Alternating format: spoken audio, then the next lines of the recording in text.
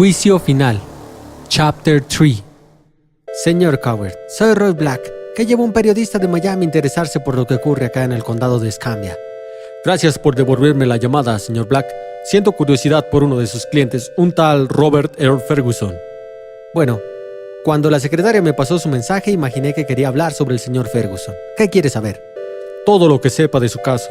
Bueno, ahora está en manos del Tribunal Supremo de Florida. Sostenemos que las pruebas contra el señor Ferguson no eran suficientes para condenarle.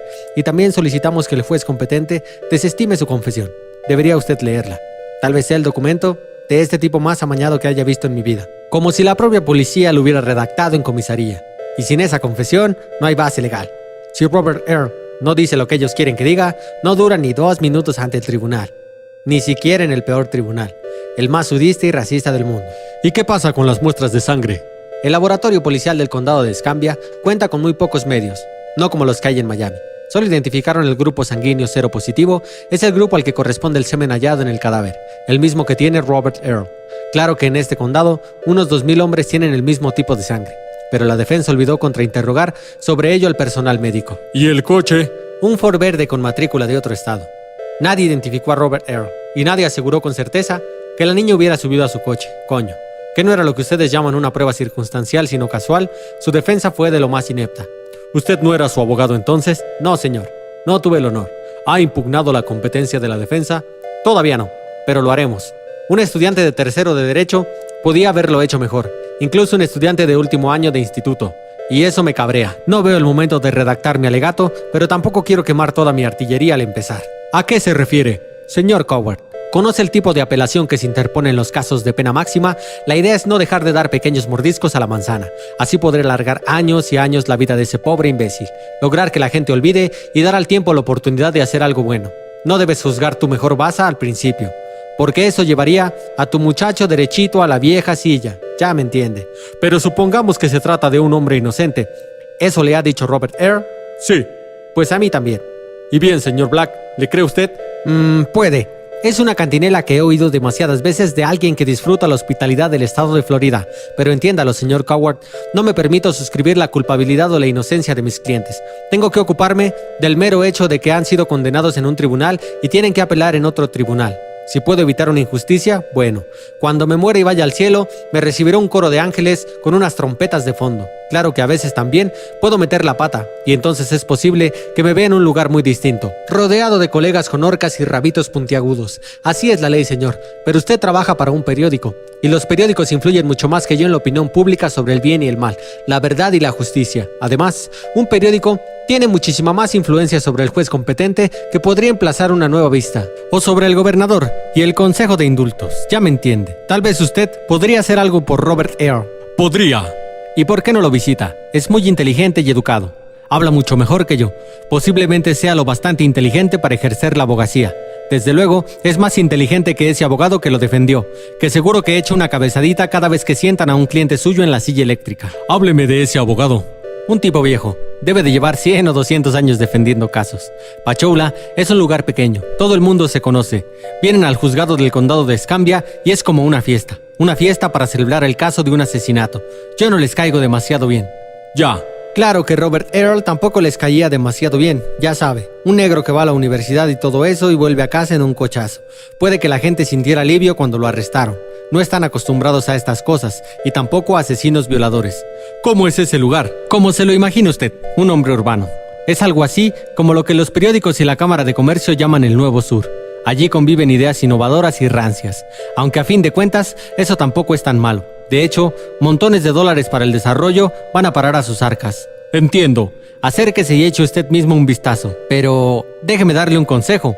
No crea que son tontos solo porque hablan como yo y parezcan salidos de un libro de Faulkner o Flannery O'Connor. Apuesto que no pensaba que hubiera leído esos autores. Estoy impresionado. Más impresionará con Robert Earl. Y procure recordar una cosa más. Es posible que la gente de aquí esté más que satisfecha con lo que ocurrió a Robert Earl. Así que no espere hacer demasiados amigos o fuentes como a sus colegas les gusta llamarlos. Hay otra cosa que me preocupa. Ferguson dice que sabe el nombre del verdadero asesino. Bueno, yo no sé nada de eso. Puede que él sí lo sepa. Pachoula es un lugar pequeño. Lo único que sé Lo único que sé es que ese hombre fue condenado en un juicio injusto, y mi intención es sacarlo del corredor de la muerte, sea culpable o inocente. Tal vez no sea este año, ni ante este tribunal, pero sí algún día ante otro tribunal. Me he criado y he pasado la vida entre sudistas y racistas, y no voy a perder este caso. No me importa si él lo hizo o no. Pero si no lo hizo... Bueno, alguien asesinó a la niña, así que alguien tendrá que pagar por ello. Tengo muchas preguntas. Ya lo creo. Este es un caso de muchas interrogantes. A veces pasa. Se supone que el juicio debería aclarar todo, pero en realidad lo complica aún más. Me parece que eso es lo que le ha ocurrido al pobre Robert Earl. ¿De verdad cree que debería pasarme por Pachoula? Claro, creo que sí. No sé qué es lo que encontrará, además de un montón de prejuicios e ideas rancias. A lo mejor usted puede ayudar a que un inocente salga en libertad.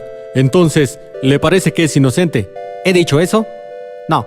Solo me refería a que deberían haberlo declarado inocente por falta de pruebas, lo cual es muy distinto, ¿no cree? Parte 2. Un hombre en el corredor de la muerte. Coward detuvo el coche de alquiler en el camino de acceso a la prisión estatal de Florida, y su mirada escudriñó la inmensidad de los campos para luego fijarse en los imperturbables edificios oscuros que albergaban a la mayoría de los presos de máxima seguridad. En realidad, se trataba de dos cárceles separadas por un riachuelo. El Correccional Unión quedaba a un lado y la prisión de Rydford al otro. El ganado pasteaba en prados lejanos y en los campos de cultivo donde trabajaban partidas de presos se levantaban nubéculas de polvo. Había torres de vigilancia en las esquinas y le pareció distinguir el destello de las armas de los guardias. No sabía en qué edificio se encontraba el corredor de la muerte y la sala de la silla eléctrica, pero le habían dicho que estaban separados del edificio principal. Vio una alambrada doble de unos 3,5 metros de altura y rematada con el alambre de espino en espiral. El alambre brillaba al sol de la mañana. Salió del coche y se quedó en pie.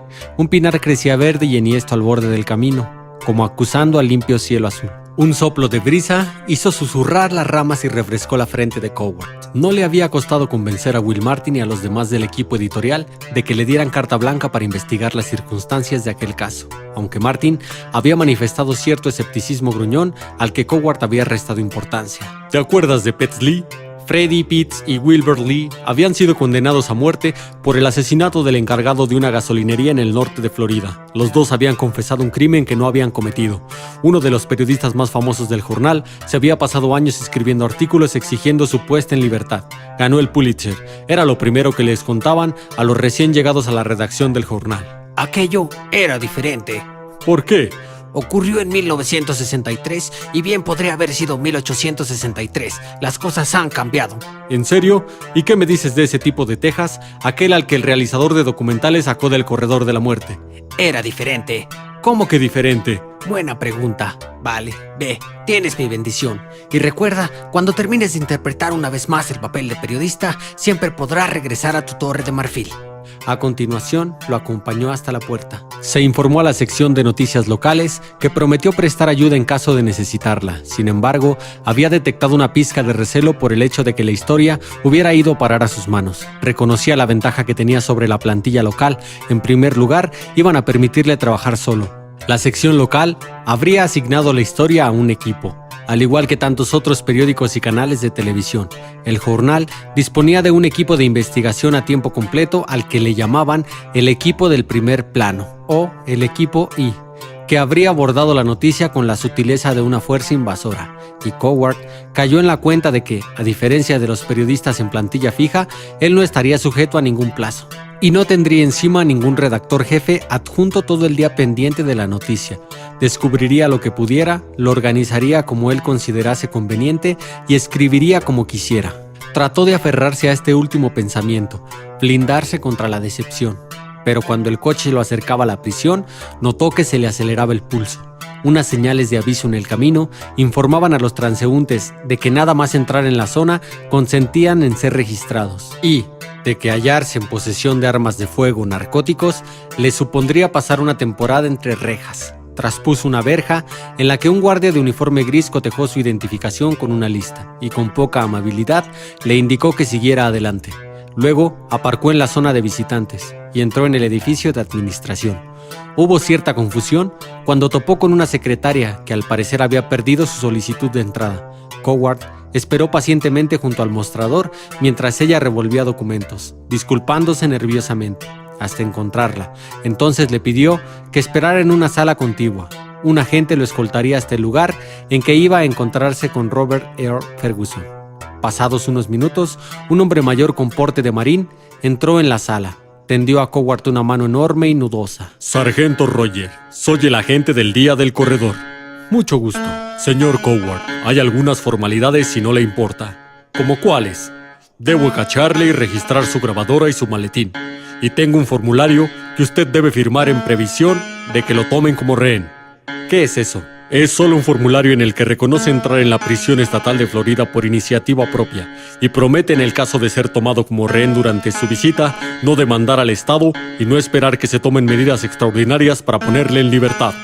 ¿Medidas extraordinarias? Quiere decir que no espere que pongamos nuestro culo en peligro para salvar el suyo.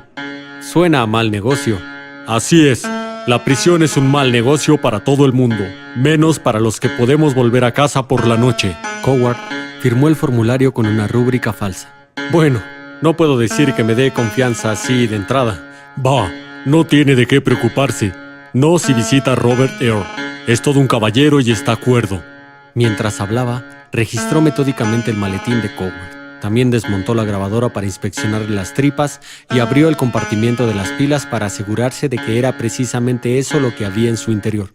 No es como si viniera a visitar a Willie Arthur o Specs Wilson, esos dos ciclistas de Fort Lauderdale que se divirtieron más de la cuenta con una chica a la que recogieron haciendo autostop, o José Salazar, ya sabe, el que mató a 2 agentes secretos en una operación de narcotráfico. ¿Sabe qué les hizo antes de asesinarlos? Debería averiguarlo. Le haría ver lo crueles que pueden ser estos tipos cuando se lo proponen. Estos o cualquiera de los encantadores tipos que tenemos aquí. Los peores vienen casi todos del sur del estado. ¿De dónde es usted? ¿Qué les hacen allí para que acaben matándose con tanta desesperación? Oh, si yo pudiera contestar esa pregunta. Ambos sonrieron. Rogers dejó en el suelo el maletín de Coward y le indicó que pusiera las manos en alto. Le aseguro que tener sentido del humor ayuda en estos lares, dijo el sargento, mientras sus manos revoloteaban por el cuerpo de Coward, chequeándolo con rapidez. Vale, ahora sí las instrucciones. Van a estar solos usted y él. Yo solamente estaré allí por razones de seguridad, justo al lado de la puerta. Si necesita ayuda, grite, aunque no va a necesitarla, porque no se trata de ningún chalado. Mierda, tendremos que usar la suite para ejecutivos. ¿La qué? La suite para ejecutivos. Así llamamos a la sala de entrevistas para los que muestran buen comportamiento. Bueno, solo hay sillas y una mesa, así que no es nada del otro mundo. Tenemos otras instalaciones más seguras. Además, Robert Earl no tendrá restricciones de ningún tipo.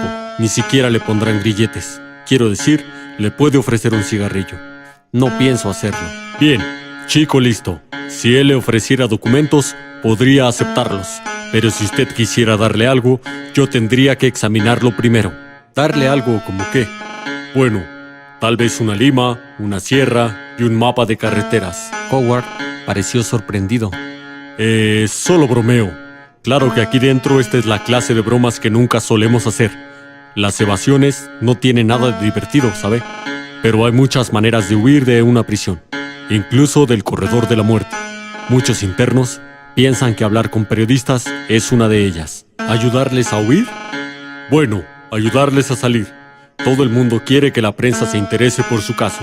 Los presos nunca creen recibir un trato justo y les parece que armando un buen escándalo conseguirán que se les celebre un nuevo juicio. Por eso los tipos como yo odiamos tanto a los periodistas. Odio ver esos pequeños blocs de notas, esas cámaras y sus focos. Solo consiguen mosquear a todo el mundo y ponerlos nerviosos por nada. La gente piensa que la falta de libertad es lo que causa problemas en la cárcel. Se equivoca. Lo peor es, con mucho, darles esperanza que luego se echan por tierra. Para tipos como usted, es solo una noticia más. Pero para los que están aquí dentro, son sus vidas lo que está en juego.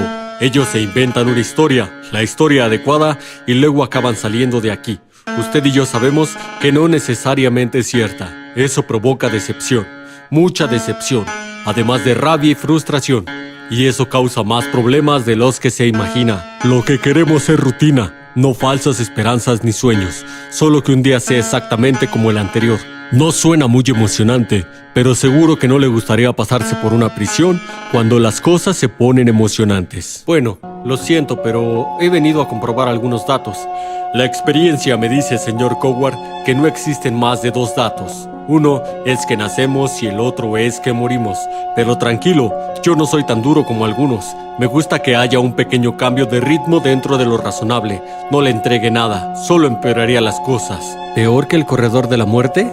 Tiene que entender que incluso en el corredor de la muerte hay diversas maneras de cumplir la condena. Podemos hacer que sea duro o no tan duro. Ahora mismo, Robert Earl está bastante bien. Bueno, aún le registran la celda una vez por semana y lo someten a un registro integral después de una visita como la suya, pero también tiene el privilegio de salir al patio, leer libros y demás. Aunque no se lo crea, incluso en la cárcel hay muchos detalles que podemos suprimir para hacerle la vida insoportable a un interno. No traigo nada para él, pero puede que él tenga algunos documentos o algo. Bueno, vale. No nos preocupa tanto que salgan cosas clandestinas de la prisión. El sargento volvió a reír. Tenía una risa estentórea acorde con su franqueza. Sin duda, Rogers era la clase de hombre que podía ayudarte mucho o amargarte la vida, dependiendo de su predisposición. También se supone que debe decirme cuánto tiempo durará la visita. No lo sé. Bueno, ¿qué más da? Tengo toda la mañana, así que tómese su tiempo. Después le enseñaré el lugar. ¿Ha visto alguna vez la vieja Chispas? No, es muy instructiva. El sargento se puso en pie. Era un hombre fuerte y ancho de hombros, con un aire que daba a entender que había presenciado muchas desgracias en su vida y que siempre había conseguido solventarlas con éxito. Es como si pusiera las cosas en perspectiva. Ya sabe a qué me refiero. Coward lo siguió al otro lado de la entrada, sintiéndose eclipsado por sus anchas espaldas. Fue conducido por una serie de puertas trabadas y un detector de metales manipulado por un agente que le sonrió. Llegaron a una terminal en la que confluían varias salas del gigantesco edificio en forma de rueda. En aquel momento, Coward fue consciente del ruido de la prisión, una continua cacofonía de voces alzadas y sonidos metálicos y estrépito de puertas que se abren para ser cerradas de un portazo y atrancadas de nuevo. En algún lugar, una radio emitía música country. Una televisión sintonizó un culebrón.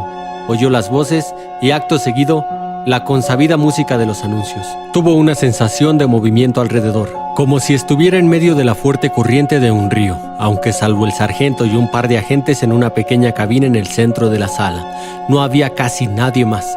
En el interior de la cabina había un panel electrónico que indicaba las puertas que estaban abiertas y las que estaban cerradas. Las cámaras instaladas en las esquinas del techo y los monitores de televisión también mostraban parpadeantes imágenes grises de cada hilera de celdas. Coward reparó en el suelo un impecable linóleo amarillo abrillantado por la marea de gente y los presos encargados de la limpieza. Vio que un hombre con mono azul limpiaba aplicadamente una esquina con una cochambrosa fregona gris, repasando una y otra vez una mancha que ya había desaparecido. Esas son las salas Q, R y S. El corredor de la muerte. En realidad, corredores, joder. Pero si hasta en el corredor de la muerte tenemos problemas de hacinamiento. Eso dice mucho, ¿no?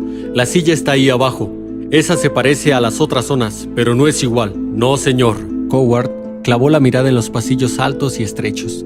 Las hileras de celdas a la izquierda se alzaban en 3 pisos con escaleras a ambos lados. En la pared, enfrente de las celdas, había un cochambroso ventanal que permanecía abierto para que corriese el aire. Entre la pasarela que había fuera del grupo de celdas y el ventanal quedaba un espacio vacío.